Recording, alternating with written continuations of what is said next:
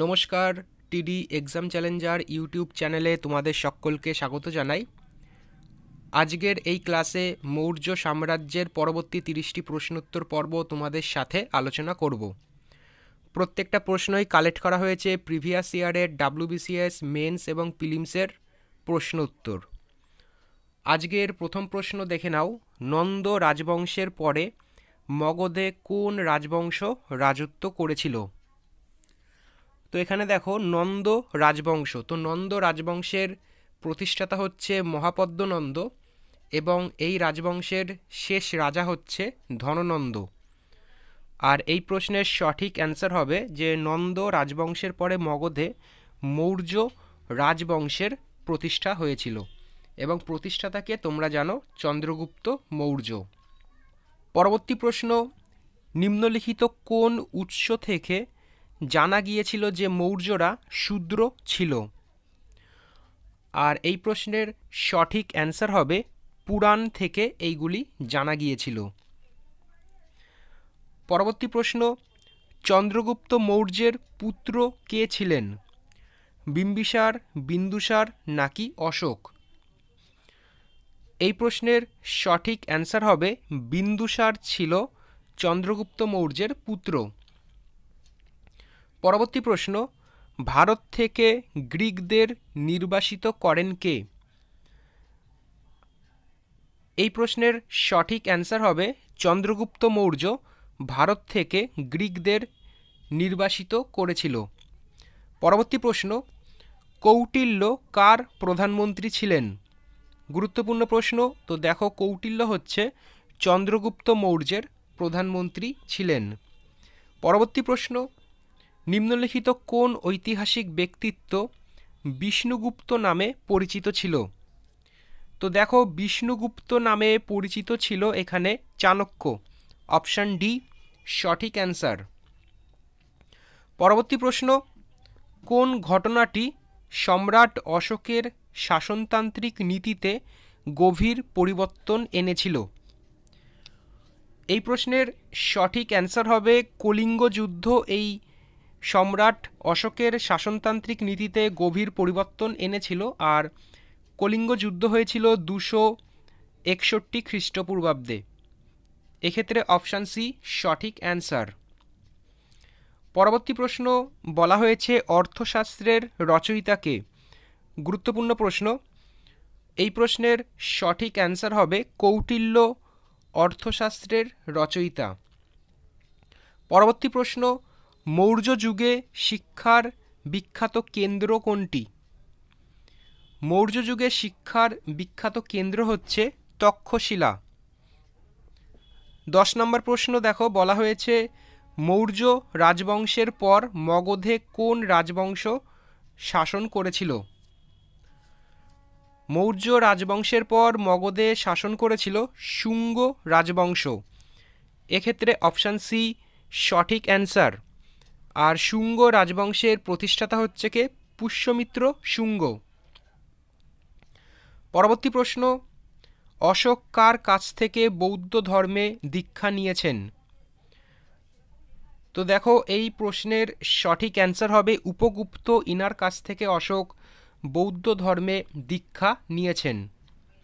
পরবর্তী প্রশ্ন, বলা হয়েছে ভারত সম্পর্কে বিস্তৃত বিবরণযোগ্য ইন্ডিকা এই গ্রন্থের লেখক কে? তো দেখো, ইন্ডিকা গ্রন্থের লেখক হচ্ছে মেগাস্থিনিস। এক্ষেত্রে অপশান ডি সঠিক অ্যান্সার। পরবর্তী প্রশ্ন, বলা হয়েছে সাঁচি স্তূপ কে নির্মাণ করেছেন?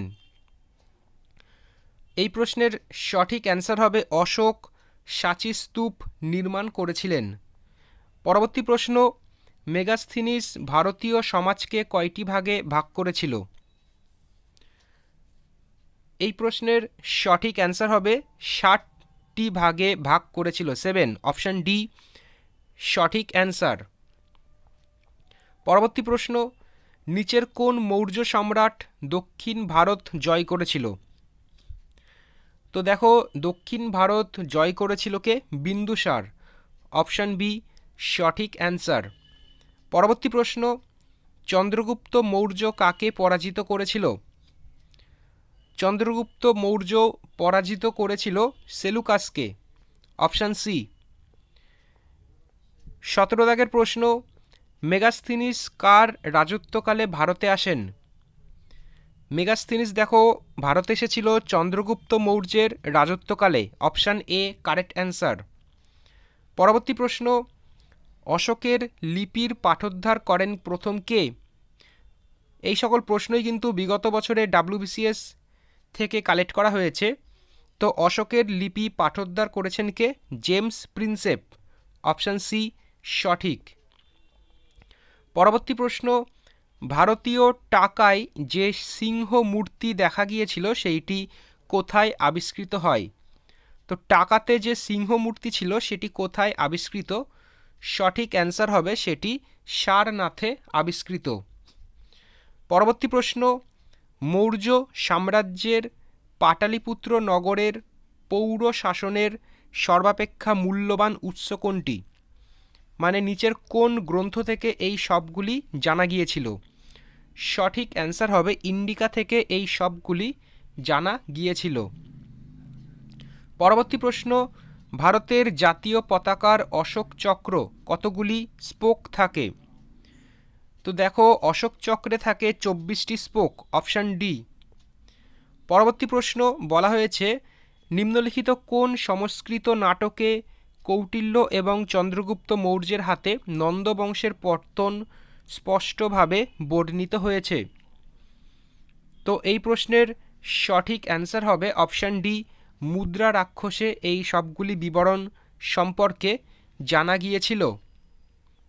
পরবর্তী প্রশ্ন, নিম্নলিখিত কোন উপাদানে উল্লেখিত হয়েছে যে অশোক শ্রীনগর তৈরি করেন?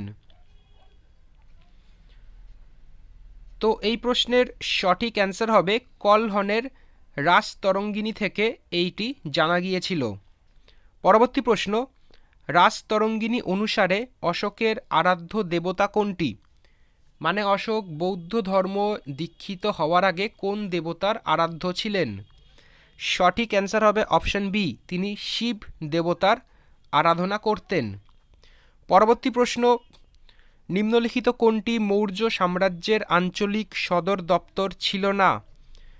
তো দেখো এই প্রশ্নের সঠিক অ্যান্সার হবে অপশান সি, আম্রপন্নী এটি মৌর্য সাম্রাজ্যের আঞ্চলিক সদর দপ্তর ছিল না। পরবর্তী প্রশ্ন বলা হয়েছে, নিম্নলিখিত কোন শাসক সেনাপতি হিসাবে জীবন শুরু করেছিলেন?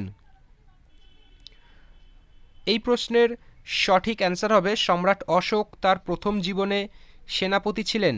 অপশান সি সঠিক অ্যান্সার।